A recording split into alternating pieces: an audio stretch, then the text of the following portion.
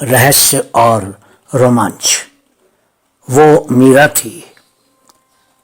मेरे सामाजिक अध्ययन के भाग के रूप में मेरा उससे परिचय एक डॉक्टर के माध्यम से हुआ था। मुझे उसके साथ हुई पहली मुलाकात आज भी याद है। वो एक पुरानी भूरी कलेजी रंग की साड़ी पहने हुई थी और उसके सफेद हो चुके बाल सर के पीछे बांधे हुए थे। वो करीब 60 या 65 बरस की रही होगी। वो बहुत ही अस्त व्यस्त और कमजोर दिख रही थी, लेकिन मेरा अनुमान कह रहा था कि वो मानसिक रूप से बिल्कुल तंदुरुस्त थी। उसकी सिर्फ एक अजीब बात थी कि वो बैठी रहकर शून्य में निहारती रहती थी। ऐसे लगता था उसको मेरी उपस्थिति का आभास तक नहीं होता था।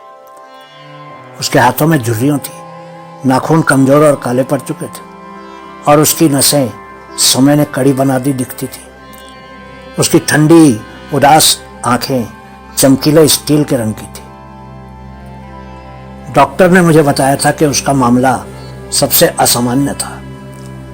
वो ठीक थी, लेकिन उम्र से ज्यादा बूढ़ी हो रही थी, यानी कम उम्र में ही ज्यादा वर्षों की लगने लगी थी। लेकिन वह सामान्य थी, पर बोलती नहीं थी। वो किसी अन्य व्यक्ति की उपस्थिति को कमरे में महसूस तक नहीं करती थी। वो उदास थी, लेकिन वो अपनी उदासी को प्रकट नहीं होने देती थी। उसको सच में किसी के साथ की जरूरत नहीं थी। वास्तव में उसको कुछ भी नहीं चाहिए था। दिन भर वो अपनी झोपड़ी में रहती थी। मुझे उसके लिए खेद हुआ। मेडिकली फिट मैं मुस्कुराया। हम शब्दों को इतनी आसानी से वर्गीकृत कर देते हैं। होने के इतने आयाम है कि एक डॉक्टर आसानी से पता लगाने में विफल रहता है। आइए मीरा की तरफ लौटते हैं। वो ठीक है। एक खाट, मेज, कुर्सी, अलमारी, कुछ बर्तन, एक चूल्हा और मीरा। चीजों का एक छोटा सा परिवार। अफवाहों और स्थानीय बातचीत से मुझे पता चला कि उसका कोई परिजन या परिवार नहीं था और उसके जीवन काल में उसके फिर से बदलने की संभावना नहीं थी। ऐसा लग रहा था कि उसने अपने परिवार के लिए सब कुछ छोड़ दिया था। उसके बारे में वास्तव में कोई भी ज्यादा नहीं जानता था। मुझे उन सब लोगों से घृणा हो गई जो उसे एक समय में जानते थे और अब सुरक्षित रूप से अपने अस्तित्व की दुनिया में रहना पसंद करते थे और उसको पहचानने से इनकार करते थे।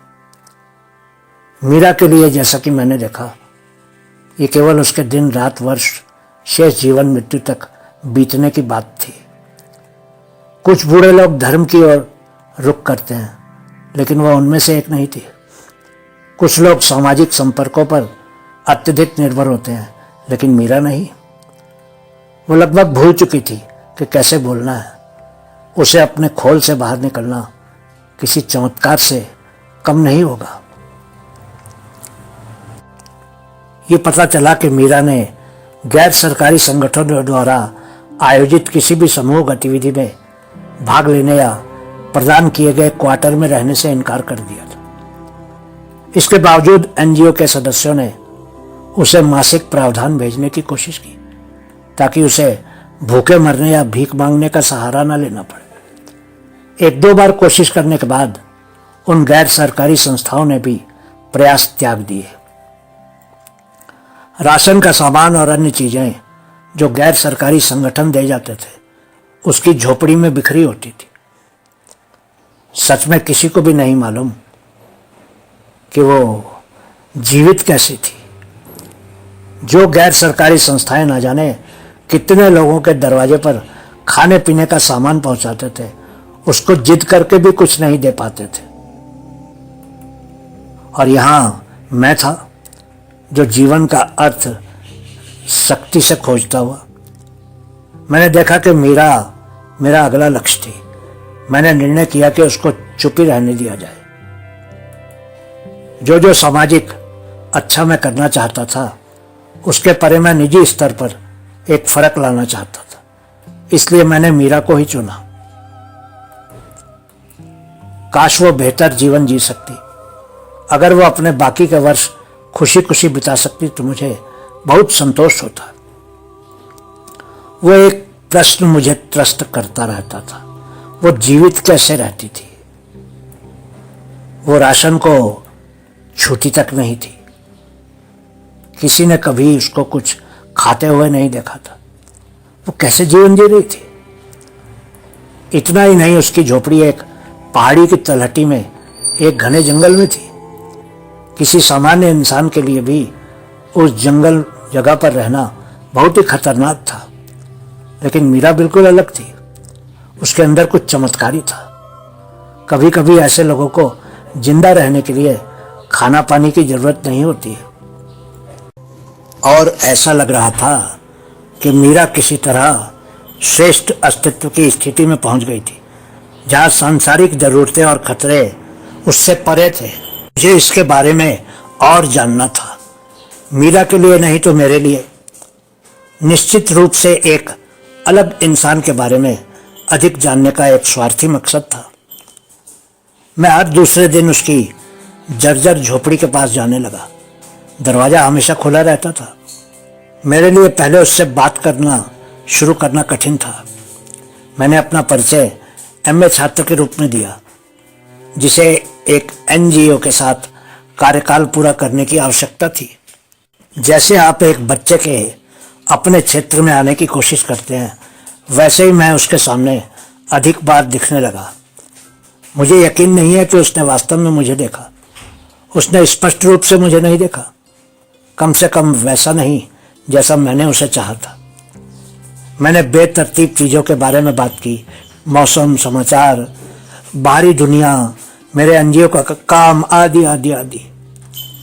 कभी कभी मैं पवित्र पुस्तकों के छंदों को पढ़कर उसको सुनाता था, पर वो मुझे यूं ही निगाहों से देखती थी जैसे मैं कोई और ही चीज़ था, इंसान नहीं।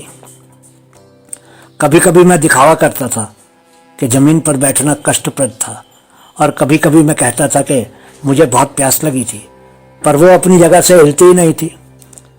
वो पुरानी साड़ी में लिपटी बैठी शून्य में निहारती रहती थी। मैं उसकी आंखों में देखकर खोजता था कि क्या वो मुझे पहचानने लगी थी। मैं सोचने लगा कि जीवन के किसी मोड़ पर किसी बड़े दुख ने उसको उस जीवन तक पहुंचा दिया था। धीरे धीरे मैं उसके साथ और अधिक समय बिताना शुरू कर दिया। मैं करीब 6-6 घंटे तक हर दिन उसके साथ बैठने लगा, लेकिन मुझे उसके सामने बैठकर खाना खाने में कठिनाई महसूस होती थी। वो बिना भाव का चेहरा लिए बैठी रहती थी, मुझे ग्लानि होती थी। बाद में मैंने उसके पास बाहर ही खाना खाकर दोपहर के बाद उसके पास जाना शुरू कर दिया। मीरा हर दिन ही वहीं वैसे ही बैठी रहती थी। एक शाम अधिक बरसात के कारण मैं उसकी झोपड़ी में ही रुक गया। मेरे पास अपने क्वार्टर्स तक पहुंचने का रास्ता नहीं था। मैंने मीरा से उसकी झोपड़ी में रहने की अनुमति मांगी। वो बस मुझे घूरती ही रही।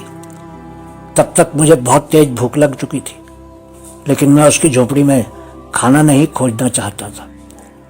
मैं बैठकर सोचने लगा कि क्या वो सोएगी कि नहीं। बाहर बादलों की गर्जन तेज हो रही थी, इसलिए मैंने वो रात उसकी झोपड़ी में ही बिताने का फैसला किया। मैंने अपने बैग से एक चादर बिछा ली और बैग को तकिए के रूप में फर्श पर लगा दिया। झोपड़ी तेज हवा के कारण जोर जोर से हिल रही थी। मुझे लगने लगा कि शायद वो झोपड़ी उस रात को ही गिर जाने वाली थी, लेकिन फिर भी किसी तरह मैं सो ही गया। मुझे सुबह का बेसब्री से इंतजार था और मैं रात में बार बार बाहर देखता था। तभी मुझे अपने ऊपर बोझ का आभास हुआ। ऐसा लगा जैसे एक भारी शरीर मेरे ऊपर पड़ा था। मेरी तो जैसे सांस ही रुकने लगी थी। मैंने आंखें खोली तो मेरे होश उड़ गए, क्योंकि वो मीरा ही थी। वो बहुत ही क्रोध में दिख रही थी और उसका चेहरा बिल्कुल पीला और डरावना हो गया था। उसके गले से जानवरों की तरह की आवाजें निकल रही थी। उसके बाल खुले हुए थे। मैं तो ना ही चीख सकता था और ना ही कुछ बोल पा रहा था। मैं बुरी तरह से भयभीत था। उसने अपने हाथों की ताकत से मुझे नीचे दबा रखा था और वो मेरे चेहरे पर पंजे मार रही थी। जैसे ही बाहर बिजली चमकी और धमाका हुआ। मैंने उसको ऊपर से बगल में धकेल दिया, पूरी ताकत लगाकर। मैं जानता था कि वहां से भागकर अपने क्वार्टर्स तक पहुंचना बहुत कठिन होने वाला था, क्योंकि बहुत तेज बरसात हो रही थी। झोपड़ी के पीछे एक छोटा सा मैदान था। मैं भागकर उस मैदान को पार करके उस तरफ के एक जंगल में घुस गया। कोई भी बुद्धिमान व्यक्ति तो शायद उस समय उस जंगल में नहीं घुसता, लेकिन मैं खुद को बचाना चाहता था। मेरे पीछे कदमों की आवाज आ रही थी। मीरा दौड़कर मेरी तरफ आ रही थी। वो मुझसे बहुत शक्तिशाली थी। मेरे दिमाग में बहुत से प्रश्न घूमने लगे।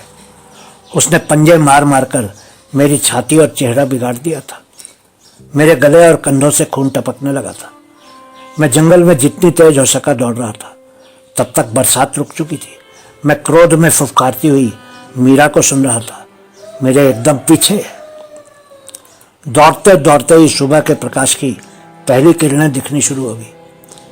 पीछे दूर छूट चुकी मीरा की झोपड़ी नजरों से ओझल हो गई थी, लेकिन मुझे लग रहा था कि दौड़ते हुए बार बार उसकी झोपड़ी के आसपास पहुंच जा रहा था।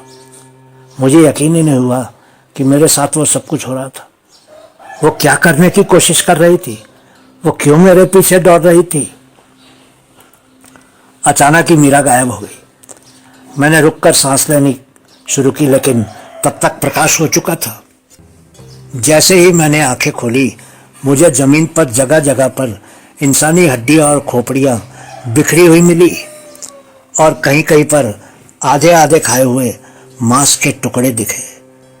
मेरे तो होश उड़ गए, लेकिन मैं मीरा की हकीकत समझ चुका था। मैं वहां से दूर भागने लगा, कभी उस जगह वापस ना आने के लिए। बहुत बहुत शुक्रिया।